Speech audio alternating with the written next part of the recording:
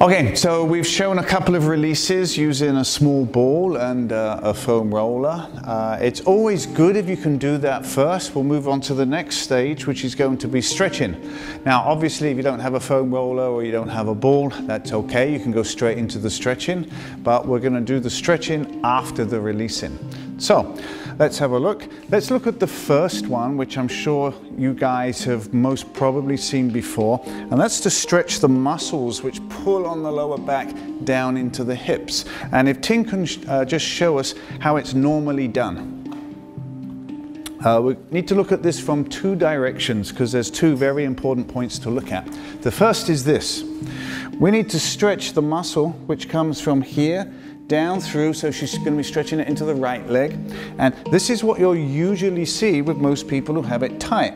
If you take your bony bit here and the bony bit here, you see they're different heights. We don't want that. We want to get them the same height. Now, what normally happens is when we start to go into a position where they're the same height, whoa, we get very wobbly. That's why we got the two chairs here. So you can use the two chairs or a bench, and you're going to focus on getting these two the same height. You're going to use your breath. You're going to exhale, squeeze your stomach muscles.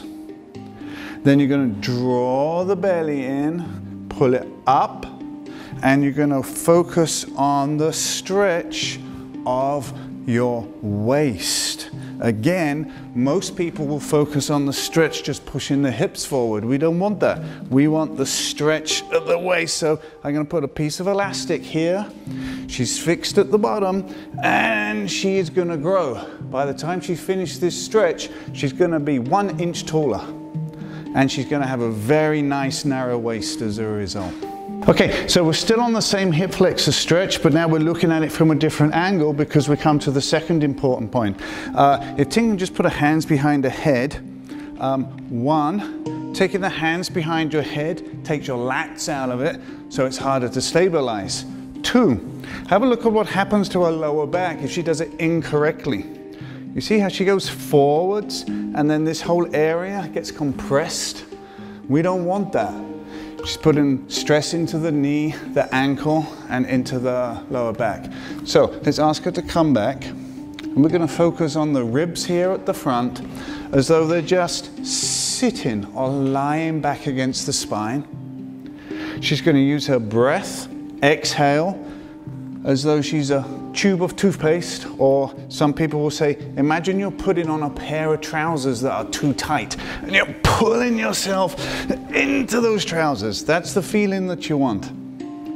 And then this whole area here gets stabilized. So now that we know that she's nice and stable in this position across this way, we need to make sure that she's going to get some length through her spine. Okay? So remember, this exercise is not about front back.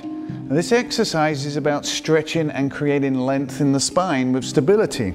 So we can ask Ting to say, right, imagine you're putting on a tight pair of trousers. So she's going to pull in and she's going to draw in at the waist and get those trousers on. And she gets very narrow in the waist as a result, producing this good stability in the spine. Then you're going to say to her, imagine there's a piece of elastic pulling you up. You're going to use your breath. Breathe in, create the length, breathe out, hold it. Don't drop back. When she's got that, she can now start turning to the left a little bit and rotating in the upper body. This actually now brings a nice stretch diagonally across and into the hip joint, where there's another muscle in there which gets stuck quite often. So it's quite good to add this twist and then come back. So she's going to breathe into twist, making sure that the rotation is coming in the upper back, not the lower back. One more time, breathe in, turn, and exhale, relax, go back. Yeah, good job, nice. So a lot of tight backs, or people with tight backs, sorry, will generally tend to have quite tight or short inner thigh muscles. So we need to always stretch out those inner thigh muscles and also strengthen them as well. So with Ting, she's got her left leg out, she's got her foot flat, and it's very important that her knee, when you do this stretch, the knee is pointing slightly up. If there was a torch on her knee, I want that torch pointing up. I don't want it pointing to the floor. That protects her knee joint. Okay, and then from there, she's just going to sit back, open the sit bones, and then go forwards. And she's just rocking backwards and forwards, and that creates a stretch through the inner thigh. Good, very nice. Okay, so no stretching program realistically is going to not include the hamstrings. So we're going to do it with an active stretch where Ting straightens the leg and then bends the leg. And what she's going to do is she's going to exhale as she straightens and inhale as she bends. Also, the goal is not to move this upper thigh. So if you're a little bit tight, you might want to hold on. If you're quite flexible, you can take the hands away. And then when she straightens her leg, you can see the pivot point here stays between my fingers. Yeah? So she's not, this is what not to do. We don't want to see that, okay? So if you've got tight hamstrings and you can only go to there, that's as far as you go. Now, one more little thing that you can do is at the end of the range of movement, hold that there, you internally rotate, come back out and bend. Exhale, draw the kneecap up the thigh towards the hip, internally rotate, and exhale, bend, and relax. Good job. Lying on your left, right leg over the top, onto the hand. Onto the hand. Yeah.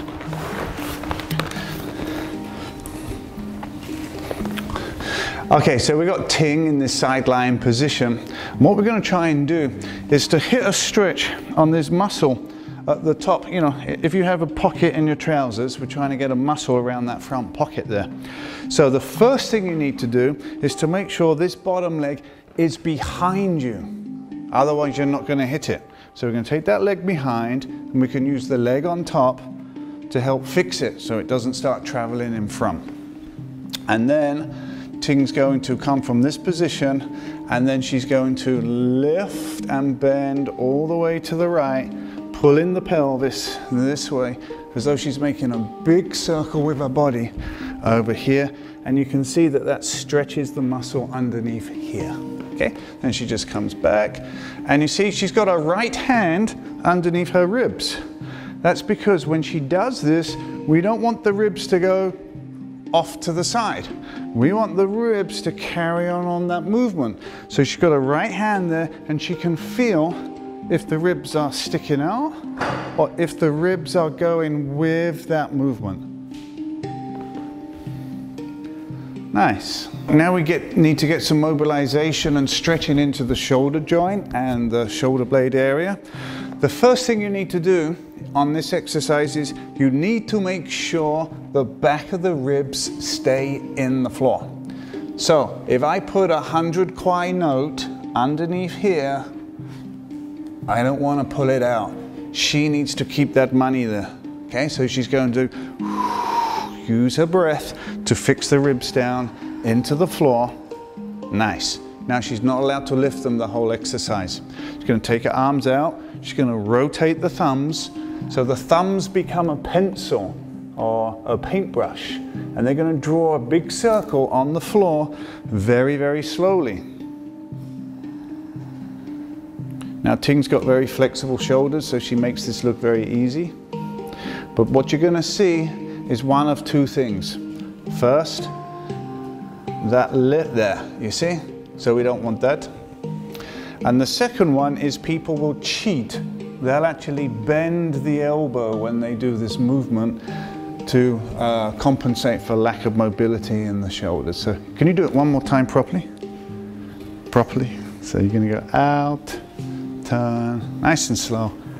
Keep this under here. And then come back down. Good, very nice.